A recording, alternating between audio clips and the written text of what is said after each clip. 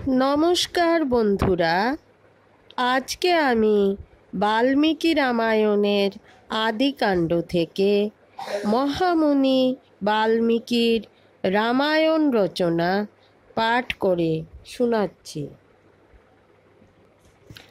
আমার এই চ্যানেলের ভিডিওগুলি দেখে যদি আপনাদের ভালো লাগে এবং আপনারা রামায়ণ পাঠ শুনতে ভালোবাসেন, তাহলে অবশ্যই আমার চ্যানেল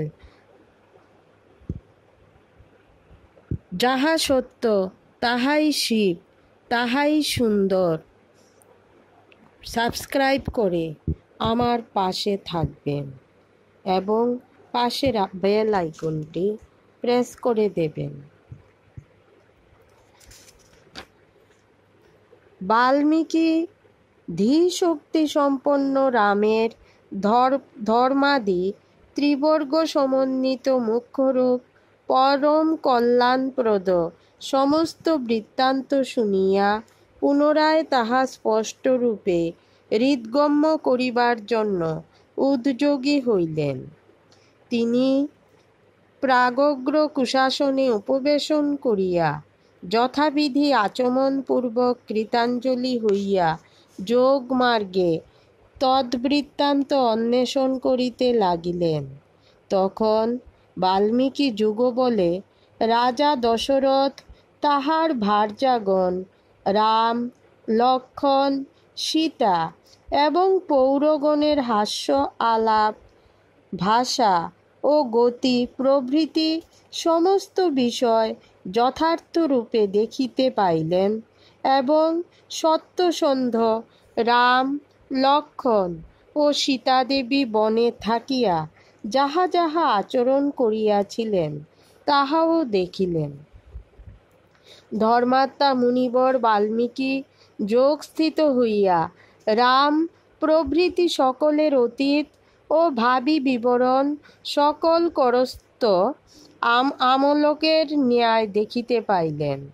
পরে মহামতি বাল্মীকি যোগাবলে অভিরাম রামের সমস্ত বৃত্তান্ত সুস্পষ্ট রূপে সন্দর্শন করিয়া তৎসমুদায় ধর্ম, কাম এবং অর্থরূপ গুণ সংযুক্ত সমুদ্রের ন্যায় রত্নবহুল এবং সকলের শ্রুতিমনোহর প্রবন্ধে প্রকটিত করিতে উদ্যত হইলেন। ভগবান বাল্মীকি মহাত্মা নারদের মুখে রঘুকুল চূড়ামণি রামের চরিত যেরূপ শ্রবণ করিয়াছিলেন তদনুযায়ী প্রবন্ধ রচনা করিলেন। প্রথমত তিনি এই প্রবন্ধ রামের জন্ম, অতিবীর্যবত্তা, সর্বানুকূলতা, ক্ষান্তিবহুলতা, সৌম্যতা ও সত্যনিষ্ঠা বর্ণন করেন।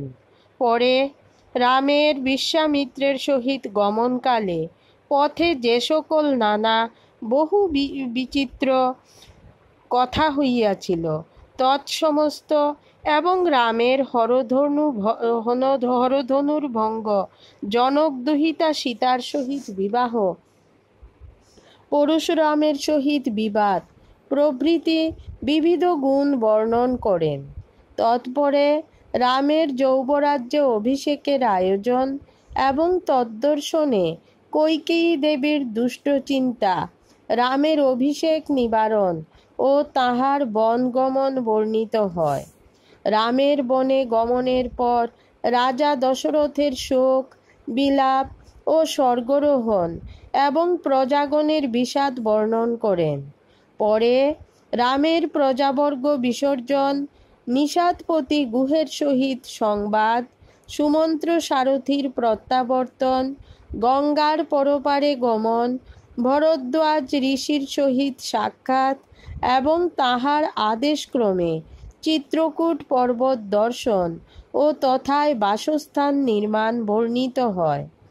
তৎপরে ভরতের চিত্রকূট পর্বতে আগমন, রাম প্রসাদন এবং জনকোদ্দেশে রামের সলিল প্রদান বর্ণন করেন। অনন্তর তাহার পাদুকা অভিষেক এবং নন্দীগ্রামে বাস, সীতাদেবী ও অনুসূয়ার কথোপকথন এবং অনুসূয়ার নিকট হইতে সীতাদেবীর অলঙ্কার প্রাপ্তি বর্ণন করেন। পরে রামের দণ্ডকারণ্যে প্রবেশ, বিরাট বধ, শরভঙ্গের সহিত সাক্ষাৎ, সুতীক্ষ্ণ মুনির সহিত সমাগম, অগস্ত্য সন্দর্শন, তাহার অনুমতিক্রমে কার্মুক গ্রহণ, শূর্পণখার সহিত কথোপকথন, তাহার নাসিকাচ্ছেদন এবং খর দূষণ প্রভৃতি রাক্ষসবধ বর্ণন করেন। তদনন্তর রাবণের জানকী হরণোদ্যোগ এবং রামের মারীচ বধ ও রামের সীতাহরণ বর্ণন করেন। পরে রামের বিলাপ, গৃধ্ররাজ জটায়ুর অগ্নিসৎকার, কবন্ধ ও পম্পা নদী সন্দর্শন, শবরী দর্শন, শবরীর নিকটে ফলমূল ভক্ষণ, পম্পা নদী তীরে বিলাপ ও হনুমান দর্শন, ঋষ্যমুখ পর্বতে গমন, সুগ্রীবের সহিত সমাগম ও সখ্য সম্পাদন এবং তাহার প্রত্যয়োৎপাদন বর্ণন করেন। অনন্তর বালি ও সুগ্রীবের যুদ্ধ এবং রাম কর্তৃক বালি হনন ও সুগ্রীবের কিষ্কিন্ধা রাজ্যে অভিষেক এবং বালিপত্নী তারার বিলাপ।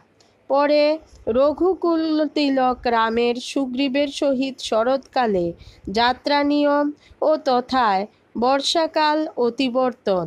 পরে নিয়মাতিরেকে রামের কোপ এবং সুগ্রীবের সৈন্য সংগ্রহ, চতুর্দিকে সৈন্য প্রেরণ ও পৃথিবী সংস্থান কথন বর্ণন করেন। পরে রামের অঙ্গুরীয়ক প্রদান এবং বানরদিগের ভল্লুক বিবর দর্শন, সমুদ্র তীরে অনশনে উপবেশন ও সম্পাতি সন্দর্শন বর্ণন করেন।